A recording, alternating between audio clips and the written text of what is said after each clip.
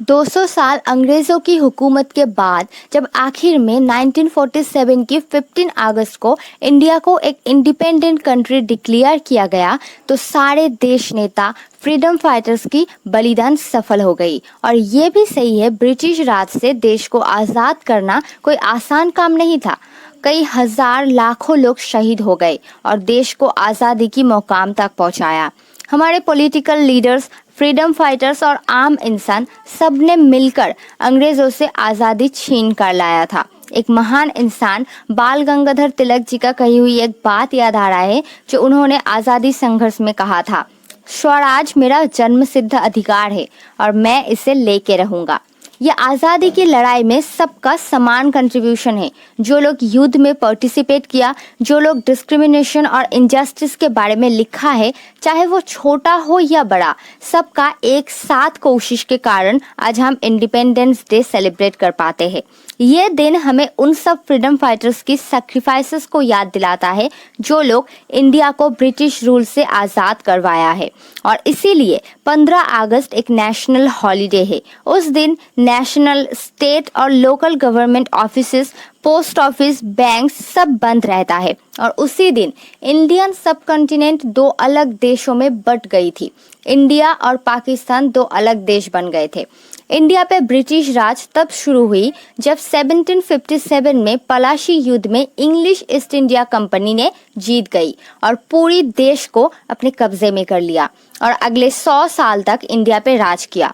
उसके बाद 1857 में मंगल पांडे की फांसी के साथ हिंदुस्तानी बगावत पे उतर आई और आज़ादी की लड़ाई धीरे धीरे शुरू हो गई। वर्ल्ड वॉर 1 में मोहनदास करमचंद गांधी, जो हमारे राष्ट्रीय पिता है, उन्होंने ब्रिटिश रूल के खिलाफ एक पीसफुल नॉन वायलेंट अभियान शुरू किया था। पर ब्रिटिश रूल के खिलाफ आवाज उठाने, अपने खून के बदले देश की आज़ादी के लिए लड़ना हमारे महान नेता नेताजी सुभाष चंद्र बोस ने सिखाया था। उन्होंने आज़ाद हिंद फौज का निर्माण किया, अपने ऐशो आराम की जिंदगी छोड़कर देश के लिए निकल पड़े। आज भी ये पूरी इंडिया जानता है और मानता भी है, सुभाष चंद्र बोस जैसे देश नेता कोई दूजा नहीं है। वो आज़ादी मांग कर नहीं, छीन कर लाने में विश्वास रखते थे। तुम मुझे खून दो, मैं तुम्हें आज़ादी दूंगा, इस स्लोगन के साथ अंग्रेजों के सामने एक मजबूत दीवार खड़ी कर दिया था उन्होंने। आज़ादी के लड़ाई से उनका नाम आज हर एक हिंदुस्तानी के दिल में है। नेताजी सुभाष चंद्र बोस के बर्थ एनिवर्सरी 23 जनवरी को इंडिया में पराक्रम दिवस मनाया जाता है। सिर्फ सुभाष जी ही नहीं, देश की हर एक प्रांत से देश का हर एक संतान आज़ादी की लड़ाई लड़ी है। कभी अंग्रेजों की टॉर्चर सहकर, भूखा प्यासा रहकर, हर तरह से सिपाहियों की हौसला बढ़ाया है। सरदार वल्लभ भाई पटेल, चंद्रशेखर आजाद, बाल गंगाधर तिलक, लाला राजपूत राय, भगत सिंह, विनय बादल दिनेश, खुदीराम बोस, अबुल कलाम आजाद, बिपिन चंद्र पाल जैसे कई सारे देशभक्त इस लड़ाई में साथ दिया। सिर्फ इतना ही नहीं, देश की बेटियां भी कुछ कम नहीं थे। झांसी की रानी लक्ष्मीबाई, सरोजिनी नायडू, मातंगिनी हाजरा, प्रीतिलता वैद्यनाथ जैसे कई सारे भारत की संतान देश की आज़ादी के लिए अपनी जान तक दे दी। और 200 साल बाद आखिर में अंग्रेजों को इंडिया छोड़ के जाना ही पड़ा। और वर्ल्ड वॉर 2 में अपना कैपिटल खोने के बाद ब्रिटिश गवर्नमेंट ने 1947 में इंडियंस को सारे पावर्स ट्रांसफर करने का अनाउंस किया। और आखिर में देशभक्तों की मेहनत, उनकी कोशिश सफल हुई और उनका सपना पूरा हुआ, अपने देश को आज़ाद देखने का सपना। हिंदुस्तान को आज़ादी तो मिल गई, पर हिंदुस्तान में रहने वाले हिंदू और मुस्लिमों के बीच में दरार बढ़ने लगे। दंगे फसाद होने शुरू हो गए, ज़्यादातर पंजाब और बंगाल में, और लाखों लोग अलग धर्म के अपने रहने की ठिकाना ढूंढने लगे। इसी दौरान 2.5 लाख से 5 लाख तक लोग मारे गए। 1947 की 20 फरवरी को जब ब्रिटिश प्राइम मिनिस्टर क्लेमेंट ने डिक्लेयर किया इंडिया पे ब्रिटिश रूल 30 जून 1948 को खत्म हो जाएगा और सारे पावर्स रिस्पॉन्सिबल इंडियन हाथों में सौंप दी जाएगी, तब मुस्लिम लीग ने देश की पार्टीशन की डिमांड की। बाद 1947 की 14 अगस्त 12 बजे आधी रात को ब्रिटिश रूल खत्म होके दो नए देश इंडिया और पाकिस्तान का जन्म हुआ। लॉर्ड माउंटबेटन आज़ाद इंडिया की पहली गवर्नमेंट जनरल बने और पंडित जवाहरलाल नेहरू पहली प्रधानमंत्री। पूरे इंडिया में ये दिन फ्लैग रेजिंग सेरेमनी से शुरू करते हुए नेशनल एंथम गाते हुए मनाया जाता है। 1947 की 15 अगस्त देश का पहला प्रधानमंत्री Jawaharlal Nehru the historic monument red fort Delhi में इंडियन फ्लैग रेज किया और तब से हर साल 15 अगस्त को देश का प्रधानमंत्री रेड फोर्ट में झंडा लहराता है और हर साल army, navy, air force red fort में मार्च करते हैं। कल्चरल प्रोग्राम्स भी होते हैं। पतंग उड़ाना भी इंडिपेंडेंस डे की एक ट्रेडिशन बन चुकी है। अलग अलग शेप और साइज के कई सारे कलरफुल पतंग उड़ाए जाते हैं। ट्रेडिशन के अनुसार हर साल आज़ादी के प्रतीक ये जो झंडा लहराता है, काफ़ी सारे लोग उसके बारे में डिटेल्स में नहीं जानते। 1921 में पहली बार इंडियन फ्लैग बनाई गई थी जो पिंगले वेंकैया जी ने बनाया था।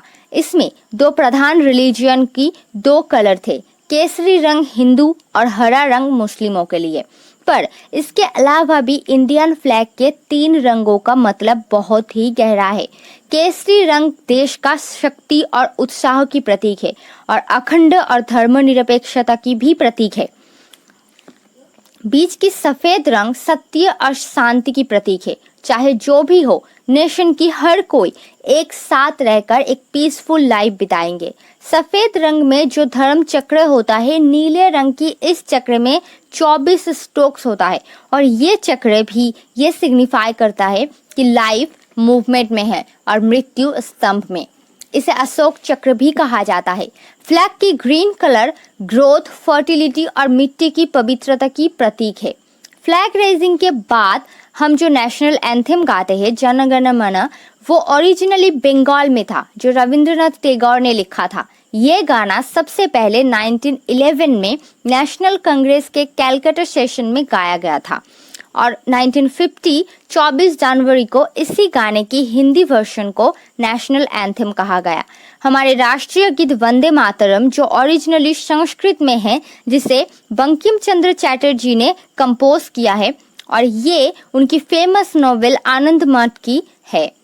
ये गाना 1896 में इंडियन नेशनल कांग्रेस के एक ओकेशन में पहली बार गाया गया था। 1950 में प्रेसिडेंट डॉक्टर राजेंद्र प्रसाद ने कॉन्स्टिट्यूएंट असेंबली में कहा, Vande Mataram song Indian freedom के स्ट्रगल के दिनों में एक हिस्टोरिक पार्ट था। उसे जनगण मन की समान सम्मान मिलना चाहिए। हमारे प्रधानमंत्री नरेंद्र मोदी जी ने 2021 की 12 मार्च को आज़ादी का अमृत महोत्सव लॉन्च किया है गुजरात में, इंडिया की 75 साल की आज़ादी को सेलिब्रेट करने के लिए। ये आज़ादी की अमृत महोत्सव एक इवेंटों की सीरीज है जो 75 वीक तक होगी और 75th इंडिपेंडेंस डे सेलिब्रेट होगी और ये महोत्सव 2023 की 15 अगस्त को खत्म होगा। इस साल टोक्यो ओलंपिक में मेडल जीतने वालों को इंडिपेंडेंस डे पर स्पेशल इनविटेशन भेजा गया, बट ये कोविड-19 पैंडेमिक सिचुएशन की वजह से नॉर्मल पब्लिक के लिए ये रेस्ट्रिक्ट कर दिया गया और कल्चरल प्रोग्राम जो बच्चों का होता था वो भी इस साल नहीं होगा। सिर्फ प्रधानमंत्री नरेंद्र मोदी जी रेड फोर्ट में फ्लैग रेज करेंगे और अपना स्पीच देंगे, आज़ादी की शहीदों के बारे में बोलेंगे, देश को और इनकरेज करेंगे। इस दिन कुछ लोग फ्लैग होस्टिंग सेरेमनी में जाते हैं, कुछ अपने घर में पैट्रियोटिक सिनेमा देखते हैं, कुछ रेड फोर्ट में सेरेमनी देखते हैं टीवी पे। पूरी इंडिया अपने अंदाज में इस दिन को सेलिब्रेट करते हैं, पूरी उत्साह और देश प्रेम के साथ। I am proud to be Indian and actually we all are proud to be Indian. Happy Independence Day.